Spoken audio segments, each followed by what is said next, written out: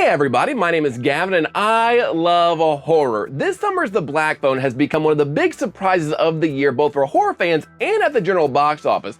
The movie was cheap to make and is gonna probably make about $170 million worldwide. Also, my video on The Black Phone, comparing the book version to the movie version, became my most popular video of all time on this channel by a very large margin. It's also probably a reason why a lot of you are here, which, thanks for finding my channel. The Black Phone has been important for the box office and important for little old Gavin Loves Horror.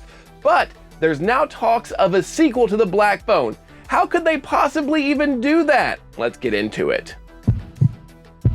First off, would love if you hit that like button, subscribe to this channel, turn those notifications on, all that stuff that, like I said, every YouTuber asks you to do. Hit that like button, smash that subscribe. You know, all the annoying stuff. Please do it. It does really help me out. Just go ahead, click all the things, smash all the buttons, whatever, and we'll get going. But as for a Black Phone sequel, now, first off, if you haven't seen The Black Phone, go watch it. It's on video on demand now. It's on DVD and Blu-ray, and it's on Peacock.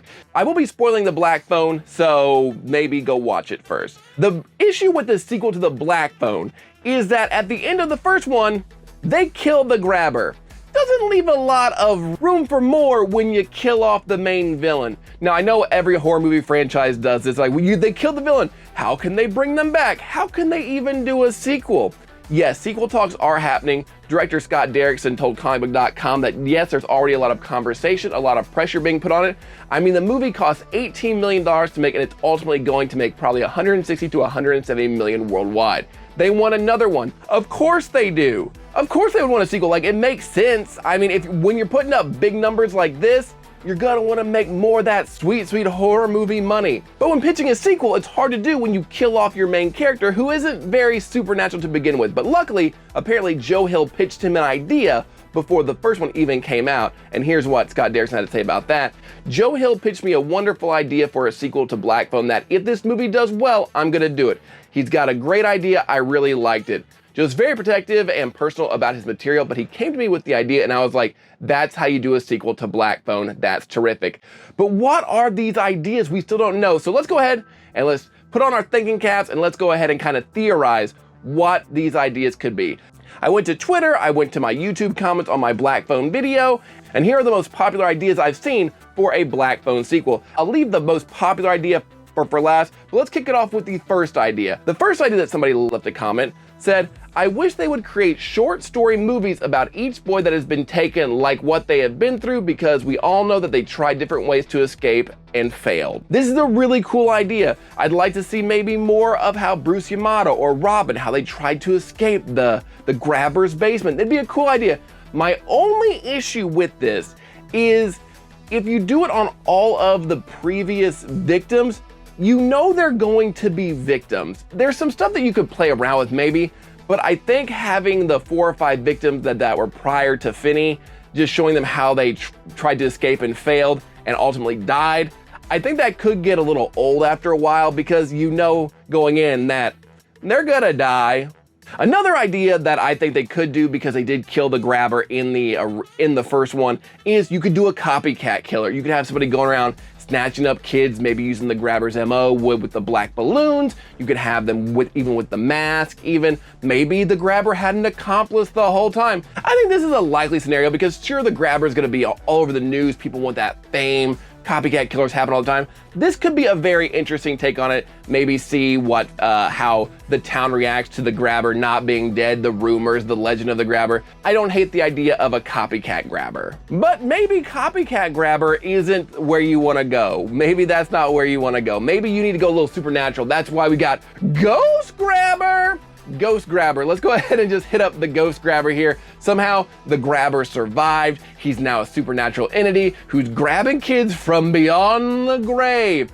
Now, this is a cool theory. Anything can be ghost if you want it bad enough, but for a killer that was very human, it would be very odd to just make him a ghost grabber of sorts. Yes, the movie has supernatural elements in it with the Black Phone ringing, being able to talk to ghosts, but if you make the grabber a ghost who can grab kids and still torment people, like, it becomes a little too far away from what the original source material is. I think you're gonna more walk into some weird, maybe Freddy Krueger territory that I don't think fans would really enjoy.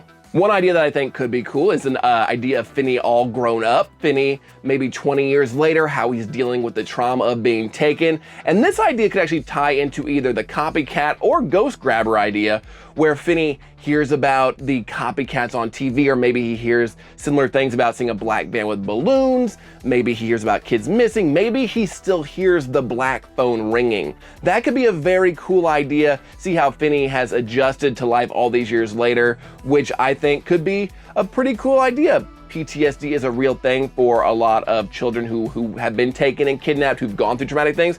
So exploring that element of it, I think that would be a very cool place to take a black phone sequel. Just the idea of this kid hearing the phone ring all these years later, I think there's a lot that you could do with that. I saw this come up a few times on Twitter, so this is my favorite tweet about it. It'd be hard if they did a Black Phone 2 where the sister becomes a detective and uses her clairvoyance to help solve murders. I do like this idea because Gwen was such a fun character in the movie. The actress that played her did an absolutely fantastic job. I laughed really hard at her delivery of some lines. So it makes sense that maybe we fast forward a few years, or maybe have her still be a child and just have this child helping solve crimes using their clairvoyance. But if you don't include the grabber or the black phone elements, then you're just making a police procedural that you can already do. And if you made it a police procedural, I think it could probably run for maybe 7 seasons, maybe like 130 episodes. Maybe we could call it, I don't know, call it medium. Actually, on second thought, that's a dumb idea. That would never work. And then finally, here is the most popular idea / theory for a sequel to the Black Phone. I saw this a bunch in the comments section of my video. I saw it a bunch on Twitter. The idea for a sequel is, it ain't a sequel. We doing a prequel, baby. We're going before the Black Phone. We're gonna orphan first kill this. We're gonna Texas Chainsaw Massacre the beginning of this. We're doing a prequel, baby. I saw this comment. I kind of wish they would make a prequel to the Black Phone where the story would be the grabber's backstory so we could get all of our questions answered in one movie instead of rushing it. That was my biggest issue with the Black Phone. I loved the movie, but I felt like a lot of stuff went unexplained. A lot of people said that they liked that idea of it not everything being explained. But I feel like you can walk that line of explaining too much, but also explaining enough where the audience gets a little bit of a view into the backstory of the killer without giving everything away. I need to know about the masks, y'all. What do the masks mean? You can tell me dissociative identity disorder or he doesn't want to look himself in the mirror, but I need to know for sure, is that what it means? But yes, I think doing a prequel to the Black Phone, seeing where the Black Phone came from, seeing how the Black Phone got its Black Phone powers. Why does it ring for the grabber? How did the other kids hear the Black Phone? I think going before Finney's story, maybe going to the grabber's backstory, I think that's really the place to take a Black Phone sequel, is by not doing a sequel. Like I said, let's do a prequel. I'm a sucker for prequels. I'm a sucker for finding out what makes these killers tick. And again, like I said, I gotta know about the masks. What do they mean? But there you go. Those are some of the ideas / theories for a Black Phone sequel.